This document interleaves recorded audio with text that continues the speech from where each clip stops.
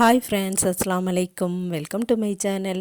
இன்றைக்கி நம்ம சேனலில் டூனா ஃபிஷ் கறி எப்படி பண்ணலான்னு பார்க்கலாம் வாங்க. இந்த ஃபிஷ் டின்னில் தான் இருக்கும்.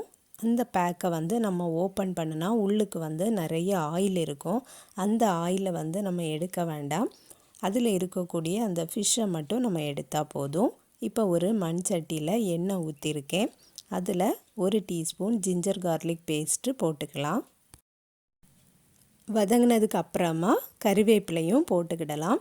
இதுக்கு நிறைய ஆனியன் கட் பண்ணி எடுத்து வச்சுருக்கேன், பொடியாக கட் பண்ணி எடுத்து வச்சுருக்கேன். அதையும் போட்டுக்கிடலாம். ஏன்னா இதுக்கு இந்த ஆனியன் தான் நிறைய போடணும். அப்போ தான் அது நல்லா இருக்கும்.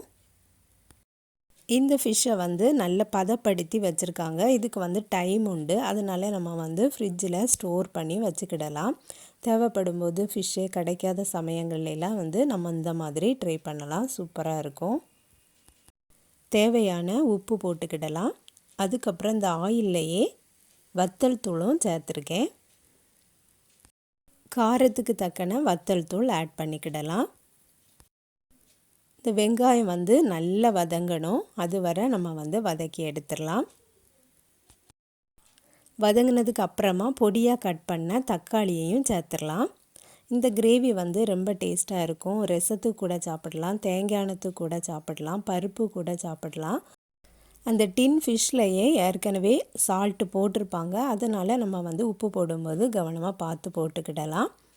மஞ்சத்தூளும் கொஞ்சமாக ஆட் பண்ணியிருக்கேன்.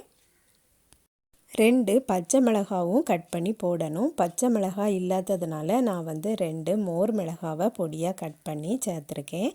அதுக்கப்புறம் நம்ம இந்த டூனா ஃபிஷ்ஷையும் சேர்த்துட்டு நல்லா மிக்ஸ் பண்ணி கொடுக்கலாம்.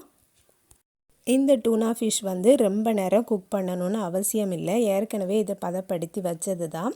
இருந்தாலும் நம்ம இந்த ஆனியன்லாம் போட்டிருக்கிறதுனால இந்த கிரேவி அதில் நல்லா பிடிக்கணும் அப்படிங்கிறதுக்காக நம்ம நல்லா மிக்ஸ் பண்ணி கொடுத்துக்கலாம்.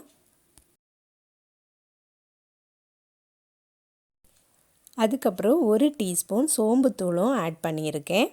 உங்களுக்கு வேணும்னா மல்லித்தூள் கூட சேர்த்துக்கலாம். நான் மல்லித்தூள் சேர்த்துக்கிடல, சோம்புத்தூள் மட்டும்தான் சேர்த்துருக்கேன்.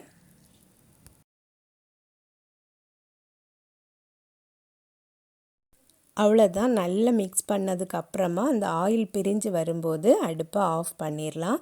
ரொம்ப டேஸ்டான டூனா ஃபிஷ் கறி நம்ம இப்போ ரெடி பண்ணியாச்சு. நீங்களும் இதே போலே ட்ரை பண்ணி பாருங்கள் ஃப்ரெண்ட்ஸ். இந்த வீடியோ பிடிச்சிருந்துன்னா லைக் பண்ணுங்கள், ஷேர் பண்ணுங்கள். நம்ம சேனலை இது வரைக்கும் சப்ஸ்கிரைப் பண்ணலைன்னா சப்ஸ்கிரைப் பண்ணிடுங்க. நெக்ஸ்ட் வீடியோவில் வேறு ஒரு ரெசிப்பியில் சந்திக்கிறேன். அஸ்ஸலாமு அலைக்கும்.